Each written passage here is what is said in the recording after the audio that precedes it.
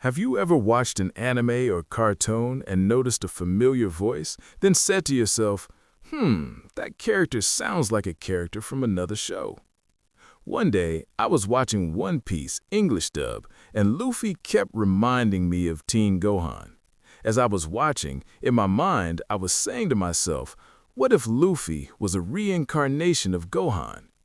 In cartoons, some people play multiple characters, like The Simpsons, for instance. The man who voice acts for Homer is Dan Castellaneta.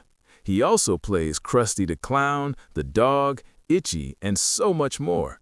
He damn near plays half the people in Springfield. Many voices, many characters, one soul. He deserves a whole episode of his own, but here goes a picture of some of the characters he gave life to. And I can't mention voice acts without mentioning Cree Summers. Now this superwoman has been a big part of my childhood, and I feel some type of way because I'm just found out who she is as I'm making this video.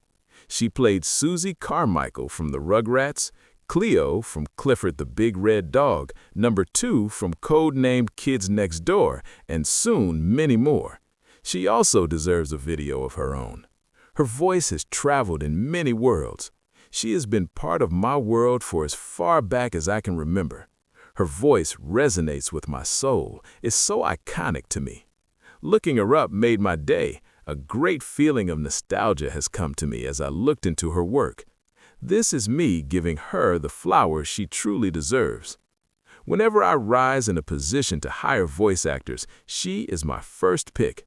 Thank you for your work. I never realized how fascinated I am with voice actors. For here on out, I will do my part to give them their shine.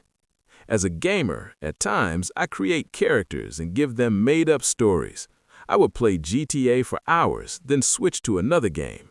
One game in particular was DC Universe Online. It's an open-world game where you can interact with different players, create multiple characters or avatars, and give them different powers as you navigate through different worlds, timelines, and universes as a hero or villain.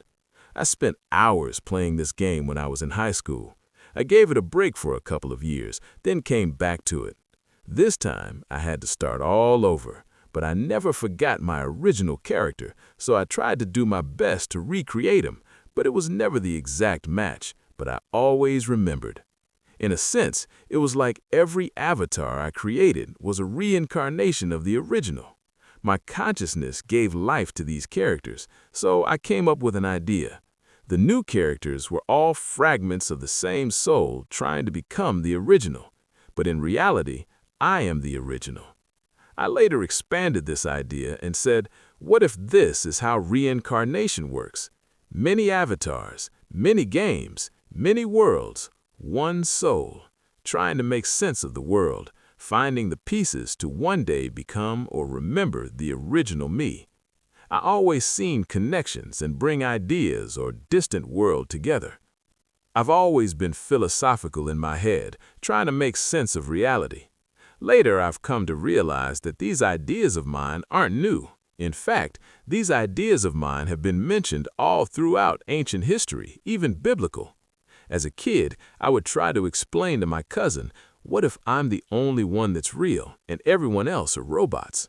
I can see, touch, hear, and taste, but I can't feel what you feel or see what you see, you know what I mean? He just looked at me lost, but at the time, I couldn't articulate my words. Now, I can do it a little better. Now, I would say something like, I imagine that I'm a player in a game and everyone else are NPCs, a program and a system enslaved to patterns. Playing chess made me realize that everything is based on patterns and probability aren't as random as it may appear. Sure, things may be unexpected, but a knight has a set of moves that can't be altered. We all have free will, but we are confined and bound by the laws of physics and life limitations. But the lands of imagination, we are as free as the limits we set upon ourselves. I always looked for meaning by finding connections. I've always been fascinated with rap, rhymes, and playing with words. In school, I didn't really understand suffixes, root words, adjectives, prefixes, etc. But one day, it all clicked. I started to notice words within words as I was writing a rhyme. The goal was to write a verse where I was rhyming the beginning of words with INT words, like in, inner, intelligence, entail, in tune, intuition, interact. Then things started to become interesting. I began to fall in love with etymology before I ever came across it. It got to the point where if I came across a word I was unfamiliar with, I knew exactly what it meant by the prefixes and suffixes. Astrology, astronomy, astronomical, astroplane, astroproject, astrophotography, astrophysics, astro. Do you notice any connections with these words? I want to do so much more with this video. I really want to go all out and explore my ideas with ancient philosophy, Avatar, The Last Airbender, and Avatar, the movie with the blue aliens that's an allegory to African tribes. But my phone is old and storage space is extremely limited. I can barely see what I'm doing when editing. I'm doing the best with what I have. It's one of the reasons why I haven't been posting as much as I want to. Thanks for listening, and may your holidays be great. And for those whose holiday spirits are low, may it be filled with joy, jolly, and warmth once again. If any of these thoughts felt familiar, or if you've ever looked at the world in a similar way, I'd love to hear how you see things. Philosophy doesn't belong to one person or one time. It lives in conversation. So whether you agree, disagree, or see something I missed, let's meet in the comments. If there's a topic you'd like me to explore, let me know. I'll do my best to go beyond the surface and follow the thread wherever it leads. I'm working with limited tools right now, but I'm grateful to still be able to create and share ideas. Thank you for taking the time to listen. Be safe out there. Over and out.